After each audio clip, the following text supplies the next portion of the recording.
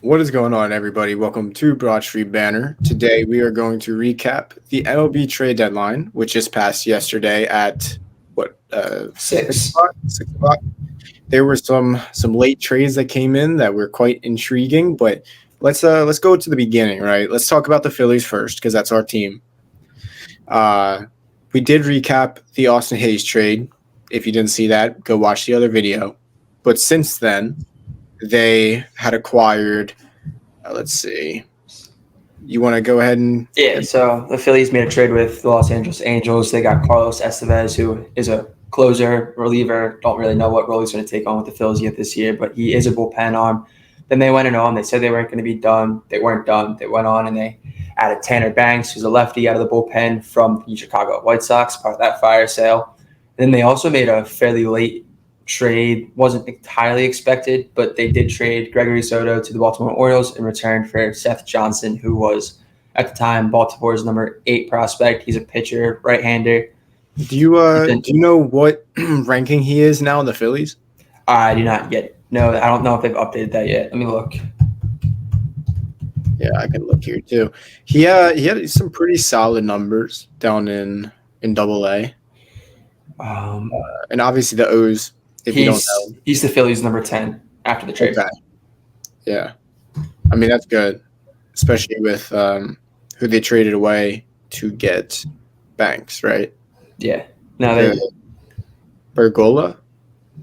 I honestly had never heard of him before they made that trade. So okay, he was a top 10 prospect for us. I'm pretty sure he might have been 10. So, yeah, I mean, it was an interesting deadline. Obviously, I think all Phillies fans were hoping for more. I mean, you go to the White Sox, you get a lefty, you get the wrong one. The right one wasn't out. It seems like Mr. Dombrowski doesn't have the same mindset as you and I, which is listen, Aiden Miller, Chelsea Crawford, they're good prospects for sure. You don't know what they're going to become, and at the end of the day, Harper's 31, Schwarber's 31. These guys are not going to be who they are right now in 2 years when these guys are ready. Not to say they're not going to be good, right? Right, but they're not going to be. Harper's likely not going to be MVP caliber, or he'll be just getting off that period of his career. I mean, we kind of touched on it. Yeah, in the last episode, the window's not that big. Like, you have maybe 2-3 years of this World Series window where you can go and win a World Series any given year. And granted, that can all change too. And hey, maybe Andrew Painter will be the ace on a World Series winning team. We don't know that yet. But like you're kind of saying, these guys aren't going to be what they are right now in 3 years. It's how people age. Yeah, it's like you get the most out of this roster right now, because the point or the fact is Aiden Miller is not going to replace what Harper's MVP numbers are. So what he's adding is theoretically like replacing a few of those stats that Harper would have had, if that makes any sense. No, that makes full sense. But you're supposed to go out and get these big arms, and I'm disappointed. I don't think that the moves were bad, but they weren't good enough. Look, if the Phillies were in a wild card spot right now and they were just trying to keep afloat and make the postseason, I would sit there and say, you know what? Not a bad trade deadline. You added a guy who we now know is going to be the everyday left fielder. No matter how that makes each of us feel, we know that Austin Hayes will be the everyday left fielder going forward. You went out and you got Carlos Estevez, who isn't a bad, and granted, going back now and looking at the packages that some of the other teams trading relievers got, yeah, it changed my entire perspective on that trade, and I am all of a sudden thrilled with Carlos Estevez. And that's how these trade deadlines work. You can't really make your full judgment until after it's over. So yeah, was I disappointed at first, but I'm not too mad about it anymore. And then you go and you get a decent arm in Tanner Banks, and you deal someone who has been struggling for a while. And quite honestly, I think most of Philly would have dropped Gregory Soto off at the airport themselves if they had known that 100%. There was a realistic chance of them trading him. But you get a top 10 prospect back in return from him. That's not that bad. But this isn't necessarily the deadline I'm I was looking for as a team who is one of the best in baseball or the best given their record. So, I mean, would I've liked to see more? Absolutely. I don't think that was a good enough trade deadline for the Phils to go out and say, okay, we're World Series contenders. To me, that was clearly Dave Dombrowski and the rest of the team saying, yeah, we're happy with what we got. We can roll with what we got, which was trading for Luis Robert going to fix Bryce Harper? Was that going to fix JT Realmuto? Was that going to fix Kyle Schwarber? No, it's not. You need those guys to get themselves going. You need them to start mashing baseballs again. Because in all reality, this team might not have needed anything. They just need to get themselves together. Yeah. There were luxuries that would have solidified the Phillies' stance as this is our World Series to lose. I don't think they made that point. I think they showed that they're not so confident that this is their World Series to lose, which to me was kind of a concerning sign. I would have been more than willing to go out and deal Aiden Miller, Justin Crawford, even Andrew Painter, just to make a statement from this team saying, yeah, this is our year. And look what the Dodgers did. They went out and they didn't really need a whole lot. No, I will say, and we will get to that. But yeah, I completely agree. The Phillies, they didn't solidify that they're the team to beat. You know, and you know what though? It's like you said though, they have the best record in baseball. Well, not anymore. If the Guardians win, right? But I believe so. Let me look at. Regardless, though, the best record in the National League, and they've been struggling a lot. If they can just turn it around, they have the pieces. That's probably what Dombrowski thought. You know, I guess. I mean, looking back, right? You get a Garrett Crochet, you get a Luis Robert. It makes you a lot better. But it also, if you were already the best team, I mean, why would not try to keep this process? So, like, I can understand the other side, if that makes sense, you know? Yeah, and just tapping back real quick, the Phillies are a half a game up on the Orioles, a game up on the Yankees. They're a half a game behind the Guardians. So and they're also 2 games up on the Dodgers for that best record in baseball. But, yeah. So, let's go ahead here. Let's get into some of the bigger moves that happened in this deadline. I mean, one of the first ones that kind of came through that was pretty big was Randy to the Mariners. Yeah, and I think we can touch on this one kind of quickly here. I think we mentioned that in the Phillies episode. Yeah, we thought that they kind of got him for a half-eaten bag of chips. Yeah, and for that, he's definitely better than Austin Hayes. So would have been nice to see the Phillies do that. But I think Austin Hayes is going to be tied to Randy Arozarena for a long time, and I think that's going to start causing a little bit of angst against him. I already saw someone call him the love child between – who was it? It was the love child between Whit Merrifield and – was it Rojas? Or was there another player that people were calling Austin Hayes already, which was crazy to me since he's been in a Phillies uniform for about 5 days now. Yeah. But that Randy Arozarena going for as cheap as he did, I mean, the Phillies didn't give up. I was a little concerned at first with what the Phillies gave up for Austin Hayes, but at the same time, that might have been maybe a third of a bag or three-quarters of a bag of chips. My bad. So a little bit more than what the Mariners gave up for Randy, but it still wasn't a whole lot. So I have to kind of walk myself back on that one. Just you can figure it out. I mean, overall, I think we both agree it was a good move for the Mariners. Absolutely. Yeah. What about what are your thoughts on the Zach Eflin Orioles trade? I like that. I thought that was a pretty under the radar move by them because Eflin is a proven arm. He just adds depth to a rotation that is strong when healthy. I would have loved to have gone out and got Zach Eflin. I was quite honest mad when we let him go as an organization. I thought that Eflin should have been a guy that stuck around a little longer, young guy, proven guy, showing he can show up and pitch in the big moments. Could be a high-end 3-starter. Who did Baltimore give up for him? Do you know that one off the top of your head? No, I don't see it here. I want to say I don't think it was that much. I Uh, know. I mean, the Orioles gave up big trade or big pieces in the Marlins deal. Yeah, they didn't really give up anybody that was one of their big name prospects. So I will say that Yeah. could have So done better. But I do think, from a Philly standpoint on it, I don't think Zach Eflin was realistic, only for the fact that going out and trading for Zach Eflin was basically walking back on everything that you said and proving that you were wrong, right? to an extent, To an extent, yeah. it would look weird for Dombrowski. It's like the Yankees keeping Josh Donaldson around as long as they did, or Anthony Rizzo around as long as they are. It's like that proved to not really work. Yeah, exactly. Not that well, I guess with Donaldson though, he wasn't that good of a player, but like, no, Rizzo's had his moments. Yeah. And the other deal that was pretty massive, and fortunately we know about it, Jazz Chisholm to the Yankees. A lot of people looked at that at first and said, "Ooh, yeah, okay, Jazz has attitude issue." I hated that shit.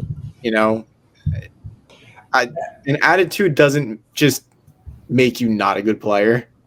no, attitude doesn't make you a bad player. That will never make you a bad player. You can have a bit of an attitude on you, and it's not going to change how you're on the field. However, from the Philly standpoint, it's been known for a long time that this locker room has been one of the best. The clubhouse has gelled better than they have ever, quite frankly. Like, this team is put together. They have a culture that is very strong and imminent. And granted, it's probably exactly why Garrett Stubbs is still on the 25-man roster, 26-man roster. But bringing in a guy like Jazz you ran the risk of blowing it up. And you look at the return that Miami got. They got the Yankees 20 prospect, the Yankees 19, and Abraham Ramirez, who is a guy I've never heard of. I don't even know if it's a typo, if his name's Abraham. I haven't heard of him either. I've never heard of him. That's not that big of a return. But the thing that immediately kind of tossed me aside was all of the narrative around what's going on there. They don't really need him in the outfield. Dominguez is coming back soon too, so they need to find him a spot in the infield. Obviously, second place with the struggling Torres, both at the plate and in the field, leading second baseman in errors all season. Obviously, they'd like to kind of try to move on from Torres if they can, but Torres refused to move off of second base. He says, "I'm a second baseman. I play second base." So what does Jazz do? He says, "Okay, just play me where you can. Just put me in the field and I'll learn it and I'll play it." I don't know if he's ever played third base before. No, looks like he has. He showed up in New York. What was it, his second game in a Yankee uniform? They're starting him at third base, and he goes ballistic on the Phillies.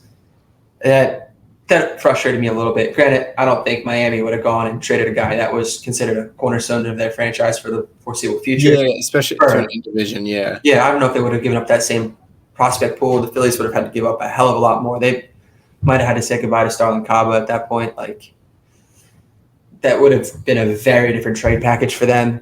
So I can't entirely say that it was a missed opportunity, but I've walked back on my words. I wish the Phillies made a deeper run for Jazz. No, for sure. I agree with that. I'm going to go ahead and make an adjustment here. I'm going to get us closer. So another deal that went by that really shocked me was the Yusei Kikuchi deal to the Astros. What they gave up, obviously, so they gave up Jake Bloss, who was one of their top prospects. They also gave up their first baseman, Joey Loprofito, who, from what I've heard from like Astros fans, it was a guy that they really liked. Now, obviously, the numbers this year when he played in the majors weren't anything too crazy, but they like his upside. And for the Astros, it seemed like a high price to pay for somebody who I think he's probably put together. This is his second good year he's put together in a row, but like kind of similar to some of the other pitchers here, just doesn't have that track record where you're going to get that consistency maybe down the line. Like, this could be his 2-year stretch of good baseball, and then he just dips again. So it was definitely interesting, and I think it's safe to say that his price kind of set the market going forward, Well, I also think, talking about setting the market, I think the market was already kind of set. I think from the what was it? I'm not even talking from prior trades. I think teams knew their asking price, they probably called around and asked the other teams, hey, what are you asking for these guys? Because you notice, like, Garrett Crochet was this big name that was supposed to be dealt, and did he even get dealt? I don't think he got dealt, did he? No. Exactly. Like, the asking price was just too high. It was thought, oh, these guys are going to get moved for sure, and then all of a sudden you probably hear back, like, they're asking for your 2 and 3 or 2 top 5 prospects, and it seems like you're asking me to give up 2 top 5 prospects for a guy that can't go deep into games but wants to be a starter, wants starter money. That's crazy. And talk about 2 top 5 prospects. I'm going to go on and talk about the one that you probably assume I'm going to start talking about here. Tanner Scott. Oh, yeah. What he ended up costing? Unreal. 2 top 5 prospects for a reliever. It's not even like you're giving that up for a starter, someone that's going to pitch for you, go 6-7 innings for you once every 5 games, or a bat that's going to play every game. You're talking a guy that is going to give you maybe an inning every other day for 2 top 5 prospects. That's unheard of. You get my jaw dropped. I mean, that is such a fleece by the Marlins. And you also look at what the Marlins got for their other big name reliever that they dealt, Trevor Rogers. Yeah, they gave up Kyle Stowers and Norby, right? Yeah, Connor Norby. 2 got like Connor Norby. I think he's gonna be a pretty good baseball player. Kyle Stowers, he's had his moments as well. Like the Marlins, I'm gonna tell you something. That trade is one that you're gonna look back at in a few years and be like, well, that's where they got 2 of their pretty good players from relievers. Well, Trevor Rogers will go back to starter, you would think? I don't know. Because, I mean, think about how many arms they got already. Burns, Grayson Rodriguez. Unless they were to move, because even Cole Irvin was having a good year so far, last time I checked. And the Orioles weren't done. Maybe they just like his versatility in that sense. I don't know, but while we're talking about the Baltimore Orioles, they went out and got the other Chicago White Sox outfielder. Yes. I'm not gonna lie, him getting traded wasn't entirely on my bingo card. I mean, no, not at all, dude. I was very surprised. I mean, granted, no one should have stuck around, but no, it's more or less that it wasn't. You must kind of forget about him. You know, he had I want to say 2 years where okay, those 2 years were when the White Sox were actually good. I don't know if people remember that. No, I will say they did get him for a bigger discount for what Robert would have cost. Jimenez has obviously had his health concerns worse than what Luis Robert had. I don't know if you remember the black and white photo of Eloy that was going around for the longest time after he got hurt the one game. Their finest. Oh my God, people thought he died. I was it's no, he's just on the injured list for a couple games. That's all. They had his jersey. Yeah, it was a picture of his jersey hanging in the dugout when it was black and white behind it. Just crazy stuff like that. But that's getting a little off topic here. Baltimore sent a lefty minor leaguer, Trey McGuff. Can't really say I've heard much about him. Never heard of him.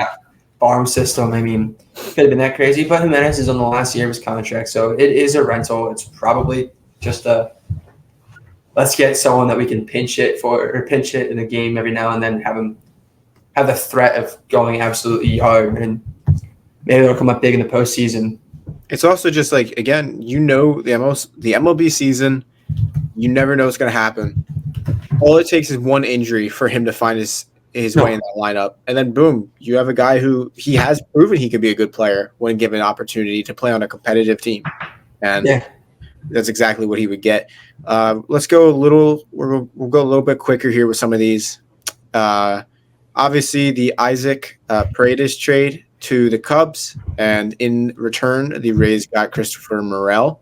The Rays also got, I want to say, a few other prospects. I don't exactly know their names, but I do remember doing a little bit of research on them. They look pretty promising, so thought that was a pretty good trade for the Rays. Obviously, you don't want to trade Paredes because he is still young and he's an all-star. And think about how often the Rays are sellers. Yeah, so I can understand the mixed emotions, but No, I feel bad for Morel in this trade. feels like a Ray, doesn't he?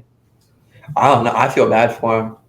I don't know if I've ever seen a player go through as much pain and heartbreak and out loud about being traded. Like, that dude just wants to be in Chicago. That's it. No, he was at a loss for words for sure.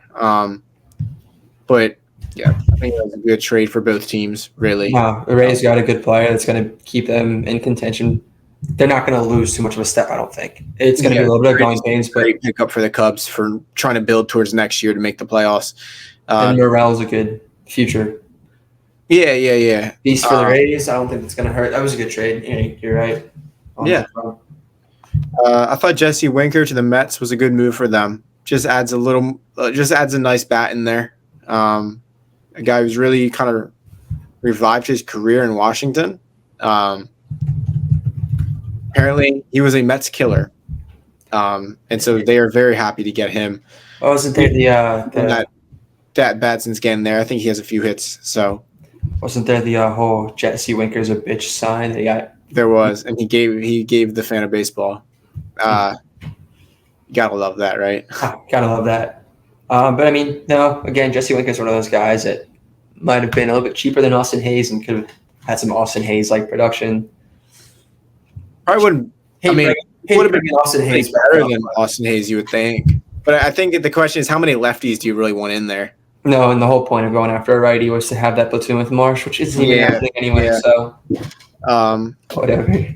Yeah, another move. Red Sox, they traded for Quinn Priester, but they traded away one of their top prospects, Nick York, to the Pirates. And Nick York is having a pretty good season in AAA. I don't have the numbers up, but again, just take my word for it. I looked at this stuff. Nick York is a good player. I actually thought he had pretty good upside in the MLB to be a nice starter for a team. I think for the Pirates to get rid of Quinn Priester, who hadn't really found his way into their rotation for a guy like Nick York, that's pretty impressive. I think that there's probably quite a few rebuilding teams that would have liked to know that Nick York was available. But that's an assumption. But that also makes it a confusing move to me. We're talking about the Pirates, right? Like, what's their direction too? Because they went out and traded for Brian De La Cruz, who I guess we're talking about the Marlins fire sale as well. Yeah, I mean, they're probably just trying to stay in contention, but also keep building for those future years. Exactly, and that's what they should be doing. They should try to get some competitiveness out of their current roster by buying low on certain people. I'm looking at their trade deadline right now. I didn't realize they got a IKF too. Yeah, they did. Yeah, so they traded for IKF from the Blue Jays, and IKF has had a pretty good year. So I'm sure IKF will find his way into that lineup. I don't know their lineup completely, okay? But I know IKF could probably play second base because I'm pretty sure the second baseman moved to the outfield. So we'll see. I'm excited to see what they do with their roster. No, sorry, my dog was just barking. I didn't get my entire thoughts. No, you're good. IKF does everything but pitch. He can catch. He can play the infield, middle, corner. Plays all the outfield spots. Super utility man. Reluctant to play him in center, but he's a super utility, exactly. But yeah, no, their trade deadline's crazy. But I mean, let's touch on a few others here. We have Jorge Soler going back to the Braves. Oh boy.